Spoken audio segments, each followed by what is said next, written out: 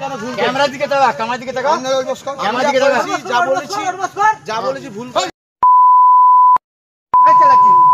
আমি যা বলেছি ভুল করেছি, ঠিক আছে? আমি যদি গালাগালি পেয়ে থাকি আমি ভুল করি। পেয়ে থাকি কি?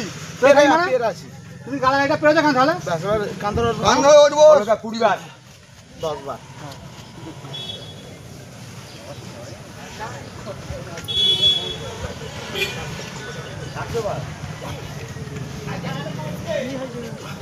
জীবনে এই ভুলটা আমি করবো না, আর করবো না। ওই দাঁড়াও, কারোর কথা শুনে করবো না। কারোর কথা শুনে করবো না। কে বলেছে বলতে পার? লাখ টাকা মা মা কে মা কি মা মা কি?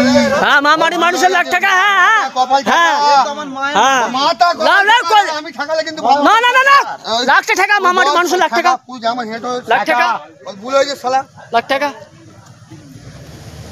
এ যেন মধ্যযুগীয় বর্বরতা।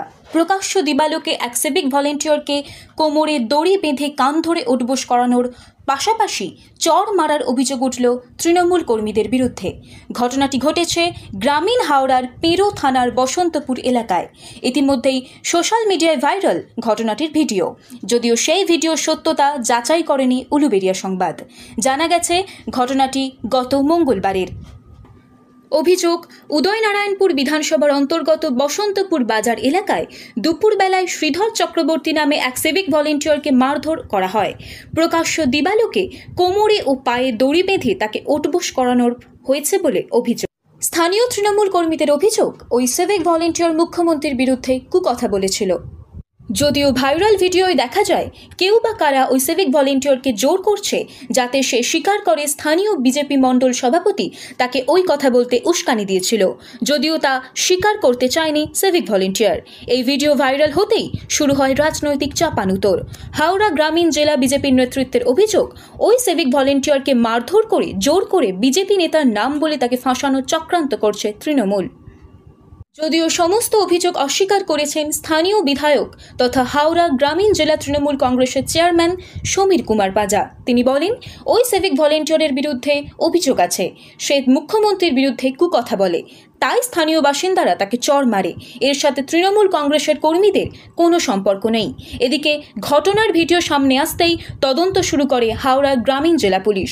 জেলা পুলিশ সূত্রে জানা গিয়েছে, এই ঘটনায় দুজনকে গ্রেপ্তার করা হয়েছে। ধৃতদের শনিবার উলুবেড়িয়া মহকুমা আদালতে তোলা হলে বিচারক তাদের জামিন মঞ্জুর করেন।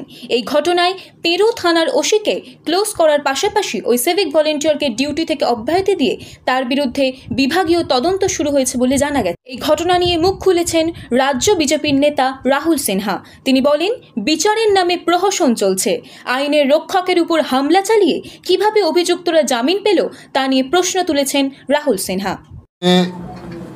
এক নেতা ওসি আর তার বাড়ির মহিলাদের কদর্য ভাষায় গালিগালাজ করছে, কিন্তু তাকে গ্রেপ্তার তো দূরের কথা, তার ফোনটাকেও গ্রেপ্তার করার সাহস মমতা ব্যানার্জি দেখাতে পারেনি।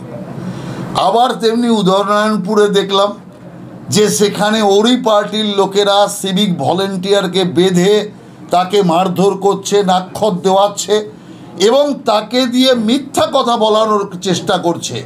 এবং বিজেপির উদয়নারায়ণপুর মণ্ডলের সভাপতি প্রসেনজিতের নামে, অভিজিতের নামে নানা রকম মিথ্যে কথা বলানোর চেষ্টা করে ব্যর্থ হয়েছে।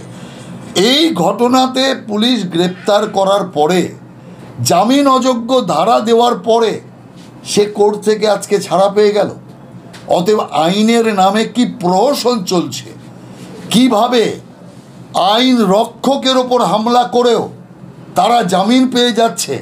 অতএব রাজ্যে কোনো আইন শৃঙ্খলা আছে?